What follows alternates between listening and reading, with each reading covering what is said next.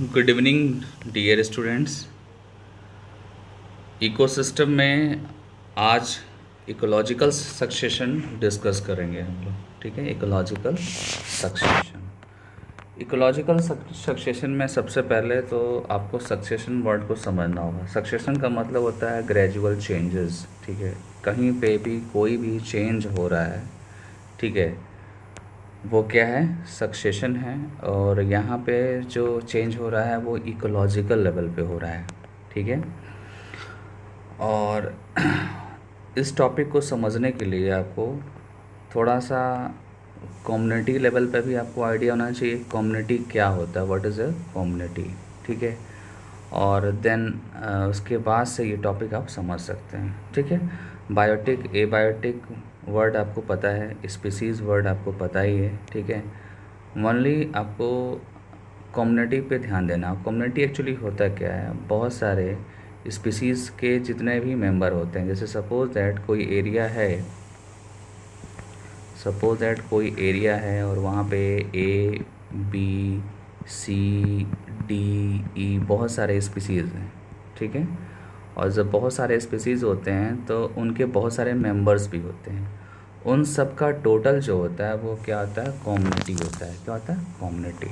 ठीक है, तो कम्युनिटी का आइडिया आपको होना चाहिए। और मैंने पहले भी आपको लाइव सेशन में बता रखा है कि पॉपुलेशन का क्या डेफिनेशन होता है, कम्युनिटी का क्या डेफिनेशन होता है, बायोम का क्या होता है, इकोसिस्टम का क्या होता है। ये सारे टर्म्स मैंने ऑलरेडी डिस्कस किए हैं। ठीक है, तो मैं सपोज कर लेता हूँ कि आपको कम्युनिटी का आइडिया है। ठीक है, देन अब स्टार्ट करते हैं और इसका फर्स्ट पॉइंट डिस्कस करते हैं। फर्स्ट पॉइंट जो आपके स्क्रीन पे दिख रहा है वो क्या है, all communities, the composition and structure of all communities constantly change in response to changing environmental conditions। ठीक है, कह रहा है कि जितने भी कम्युनिटीज़ होते हैं किसी भी प्लेस पे, ठीक है, जितने भी होंगे, क्योंकि यहाँ पे communities, all communities word use किया गया है, सारे कम्युनिटीज़, तो उनका जो है अपना एक कॉम्पोजिशन होता है। मतलब उसमें कौन कौन से स्पीसीज़ हैं, उनके मेंबर्स कितने हैं,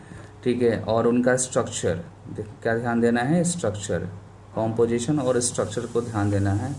आप यहाँ पे स्क्रीन पे जो दिख रहा है लाइन, उस पर ध्यान दो आप, क्योंकि आपको पॉइंट टू पॉइंट लर्न करना है। ये जो चैप्टर है इकोसिस्टम, ये थेरेटिकल चैप्टर है, तो यहाँ पे हर एक लाइन को आपको फोकस करना होगा। ठीक है, और बताया जा रहा है कि जितने भी कम्युनिटीज़ है उसकी कॉम्पोजिशन और स्ट्रक्चर का आपको आइडिया होना चाहिए। और उसमें एक्चुअली होता क्या है, कॉन्स्टेंटली चेंजेस होते हैं, थोड़े करके चेंजेस होते हैं। और ये सारे चेंजेस जो हैं किस पे डिपेंड करते हैं, ये डिपेंड करते हैं इन्वायरमेंटल कंडीशंस पे डिपेंड करते हैं।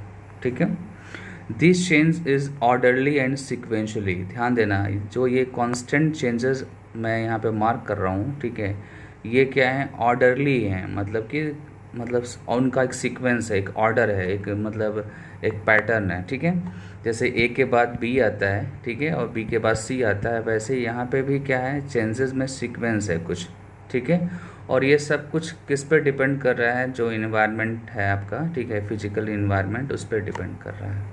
ठीक है, अब आते हैं सेकेंड पॉइंट पे, the gradual and fairly predictable change in the species composition of a given area is called ecological succession. तो ये इकोलॉजिकल सक्सेशन का एक वन लाइन में डेफिनेशन दिया गया है। ठीक है, जैसे कि कभी कभी स्टूडेंट बोर्ड में 1 मार्क्स में अगर उनको लिखना होगा तो ये लाइन लिख सकते हैं, और ये लाइन बहुत क्लियर भी है। यहाँ पे क्लियरली मेंशन है कि gradually and fairly predictable change, मतलब कि थोड़ा धीरे धीरे, ठीक है, एंड आप जो चेंजेस प्रिडिक्ट कर सकते हैं किसी भी स्पीसीज़ में। ठीक है, ये स्पीसीज़ में चेंजेस जो ग्रेजुअली और प्रिडिक्टेबल चेंजेस होंगे, इनका एक सीक्वेंस होगा। ठीक है, और इसी को हम क्या बोलेंगे, इकोलॉजिकल सक्सेशन। और ये भी ध्यान देना है कि कहाँ पे ये बात कर रहा है, एक एरिया में। ठीक है, एक बार फिर से स्टेटमेंट को हम देखते हैं, the gradual and fairly predictable changes in the species composition, species composition, ठीक है ना, ध्यान देना है, species composition of a given area is called ecological succession. ठीक है, ये सेकेंड लाइन हो गई आपकी, second point. Then third point पे आते हैं।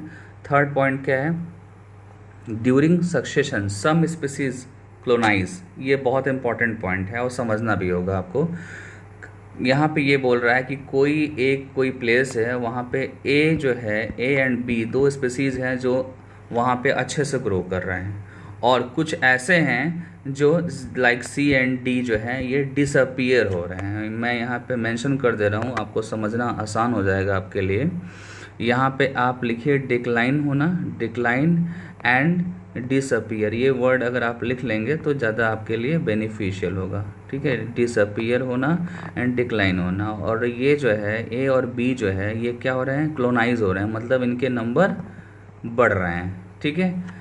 ये यूजुअली होता है जब भी इकोलॉजिकल सक्सेशन हो रहा है कहीं पे, तो ऐसा देखने को मिलता है कि कोई ज़्यादा ग्रो कर रहा है और कुछ जो है ऐसे जिनकी ग्रोथ रुक गई है वो धीरे धीरे डिसअपीयर हो रहे हैं, ठीक है। ये कब होगा, ड्यूरिंग सक्सेशन होगा, मैं अंडरलाइन करता हूँ। During succession some species colonise an area and their population becomes more numerous whereas populations of the other species decline and even disappear, ठीक है ना, ध्यान देना होगा आपको। फिर बोल रहा है कि इंटायर सीक्वेंस, जैसे मान लो कि चेंज हो रहा है ए से बी में, बी से सी में, मैं एक एनसीईआरटी का दिखाता हूँ, एक डायग्राम है उसको देखिए।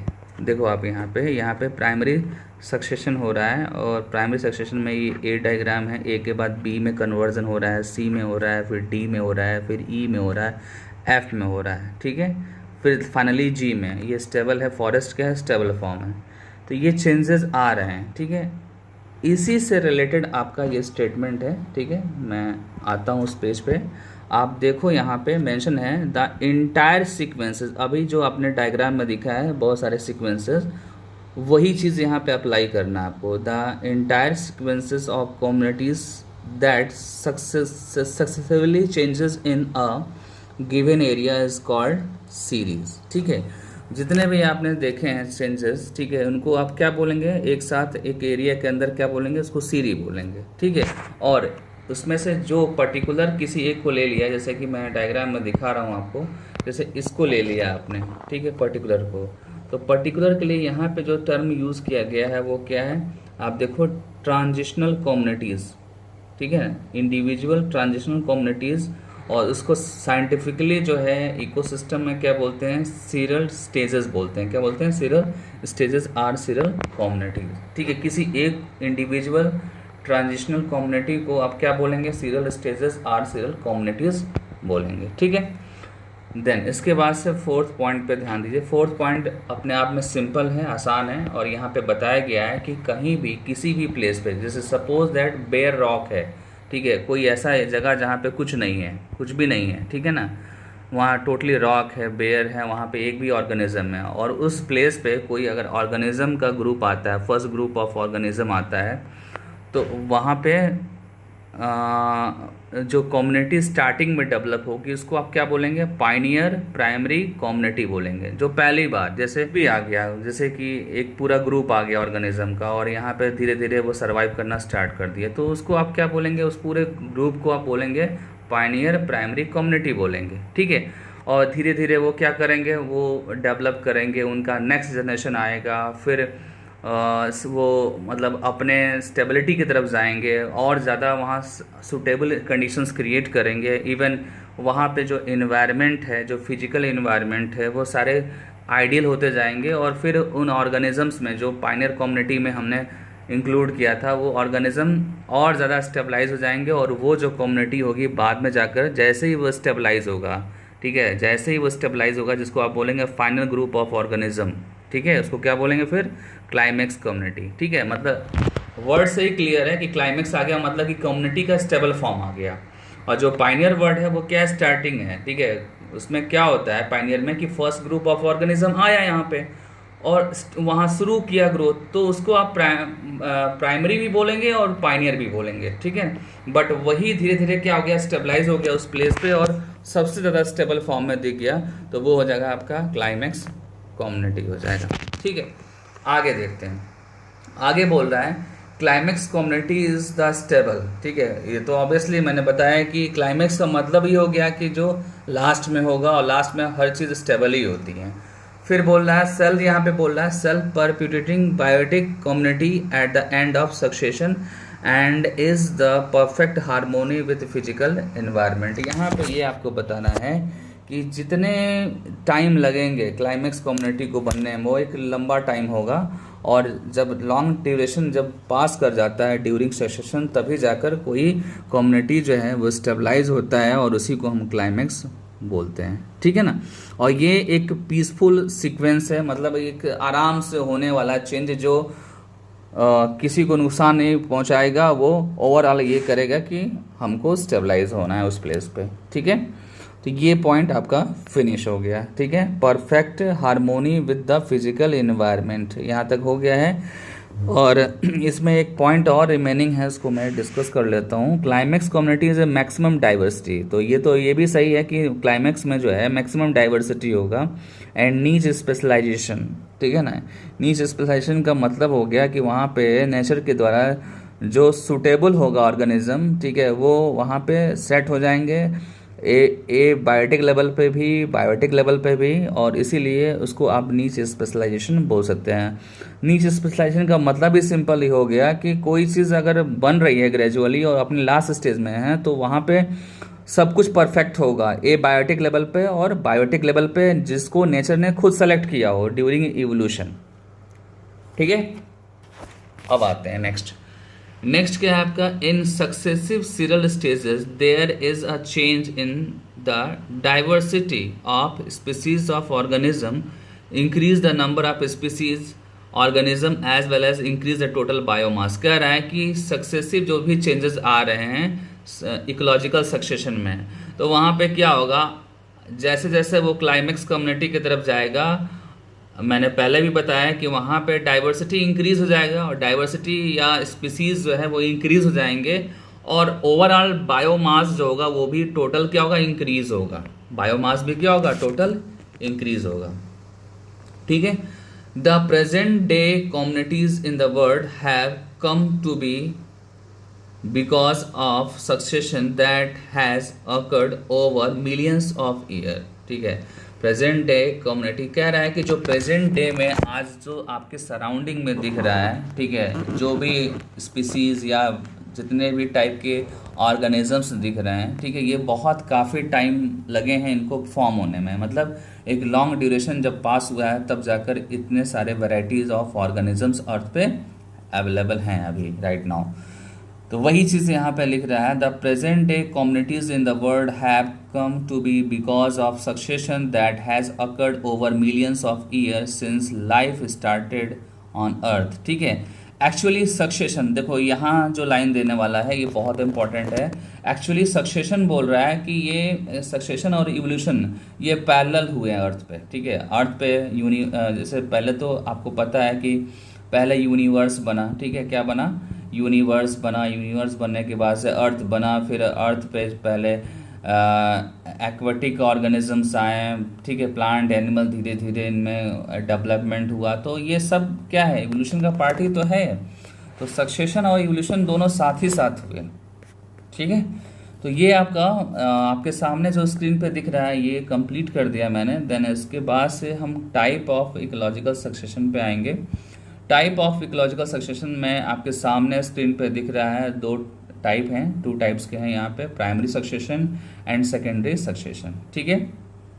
क्या है प्राइमरी और सेकेंडरी, इसको पहले हम रफली समझने की कोशिश करते हैं। यहाँ पे प्राइमरी में पहले डिस्कस कर रहा हूँ। प्राइमरी में आपको मैं बताना चाह रहा हूँ कि जैसे कि अर्थ पे कोई ऐसा प्लेस या अर्थ पे जब फर्स्ट टाइम कोई ऑर्गेनिज्म आया या ग्रुप ऑफ ऑर्गेनिज्म आया और धीरे धीरे उसमें चेंजेस आए, ठीक है, तो वो होगा आपका प्राइमरी सक्सेशन। फर्स्ट टाइम आया, उसके पहले अर्थ पे कुछ भी नहीं था, कुछ भी नहीं था, ठीक है, वहाँ पे कभी कोई ऑर्गेनिज्म ग्रो किया ही नहीं था और वहाँ पे ऑर्गेनिज्म ग्रो होना शुरू हुआ, तो वो जो होगा सक्सेशन वो होगा प्राइमरी। और जो सेकेंडरी है वो सेकेंडरी क्या है, सेकेंडरी में ये है कि कोई प्लेस है, उस प्लेस पे कभी पास्ट में कोई ग्रुप ऑफ ऑर्गेनिज्म था, उनका क्लाइमेक्स कम्युनिटी भी था, ट्रांजिशनल कम्युनिटी भी था, सब था, लेकिन किसी वजह से, किसी रीज़न से, जैसे कि सपोज दैट कि फॉरेस्ट कभी कभी जल जाता है पूरा, ठीक है ना, बर्न हो जाता है, या डिफॉरेस्टेशन 100% हो जाता है, या कोई केमिकल यूज़ कर लिया जाता है, तो वो जो पूरा एरिया है वो क्या हो जाता है, पूरा का पूरा मतलब ख़त्म हो जाता है, वहाँ पे कोई भी ऑर्गेनिज्म ग्रो नहीं करता है, ठीक है।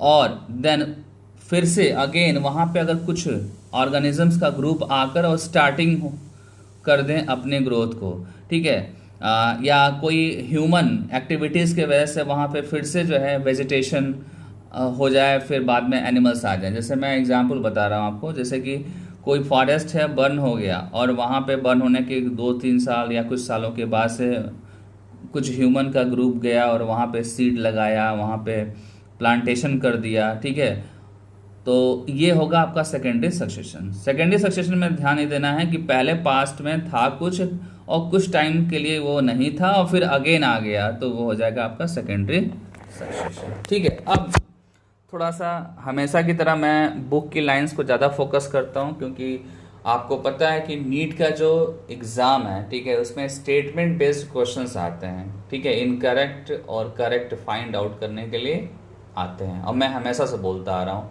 कि ऐसे क्वेश्चंस को करना है तो आपको लाइन को फोकस करने होंगे, ठीक है। तो हम लोग देखते हैं, कॉन्सेप्ट तो हम लोगों ने समझ लिया है। Primary succession occurs in an area which has been bare from the beginning, मतलब शुरुआत से वो क्या था, मतलब कुछ भी नहीं था वहाँ पे, और वहाँ पे एक्चुअली क्या था, newly cold lava, bare rock, newly created pond, reservoir, ठीक है। सॉइल वहाँ था नहीं, ठीक है। और ऐसे ही प्लेस पे बिगिनिंग होती है किसकी, प्राइमरी सक्सेशन की, ठीक है। ये बोल रहा है कि प्राइमरी सक्सेशन जब होता है तो उस प्लेस पे ह्यूमस भी नहीं होता है, क्योंकि ह्यूमस के लिए तो कम से कम बेसिक लेवल पे कुछ ऑर्गेनिज्म तो चाहिए ह्यूमस फॉर्मेशन के लिए, क्योंकि ह्यूमस जो है ऑर्गेनिक डेड मटेरियल से ही ह्यूमस का फॉर्मेशन होता है, ठीक है। ये मैंने आपको डिकम्पोजिशन टॉपिक में बताया हुआ है, ठीक है। तो वही चीज़ जो मैंने अभी बताया था आपको, जब मैं इंट्रोडक्शन दे रहा था प्राइमरी सक्सेशन का, तो वहाँ पे भी मैंने यही बताया था कि पहले कुछ भी नहीं था और शुरुआत हुआ, ठीक है, और धीरे धीरे चेंज आया, तो वो होगा आपका प्राइमरी सक्सेशन। तो वहाँ पे ये ध्यान देना है कि ये वर्ड्स जो है, जैसे कि नो ह्यूमस वर्ड पे ध्यान देना है, सॉइल एब्सेंट पे ध्यान देना है आपको, ठीक है। और वहाँ पे क्या हो सकता है, लावा हो सकता है, रॉक हो सकता है, ठीक है, ऐसे आपको ध्यान देना होगा।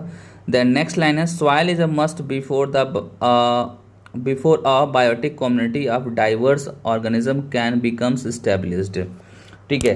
जैसे ही वहाँ शुरू होगा धीरे धीरे सॉइल के अंदर कोई ऑर्गेनिज्म ग्रो करना, जैसे कि मैं बता रहा हूँ आपको, लाइकेन या मॉसेस, ठीक है, ये अगर ग्रो करना स्टार्ट करेंगे तो धीरे धीरे वहाँ क्या होगा, वहाँ का सॉइल की फर्टिलिटी इंक्रीज़ करेगी, सॉइल की फर्टिलिटी वहाँ पे इंक्रीज़ करेगी, ठीक है। और फिर शुरुआत हो जाएगा वहाँ पे ग्रो करना। ये ओवरऑल आपका प्राइमरी सक्सेशन है। अब सेकेंडरी की तरफ आते हैं, ठीक है। सेकेंडरी में मैंने ऑलरेडी बता रखा है कि जैसे कुछ नेचुरल डिज़ास्टर आ जाते हैं कभी कभी, ठीक है, जैसे कि फॉरेस्ट को काट दिया, बर्न कर दिया, ठीक है, और फिर वहाँ पे सारे के सारा वेजिटेशन ख़त्म हो गया, एनिमल ख़त्म हो गया, और देन हम वहाँ पे जाकर और फिर से नए सिरे से मतलब फिर से एक बार वहाँ पे हम कुछ सीड्स या कुछ प्लांटेशन करके वहाँ ग्रो कराएंगे, तो वो आपका सेकेंडरी सक्सेशन होगा। एक बार रीडिंग कर लीजिए सारे लाइंस को, ठीक है, वो सारी चीज़ें यहाँ पे मिलेंगी।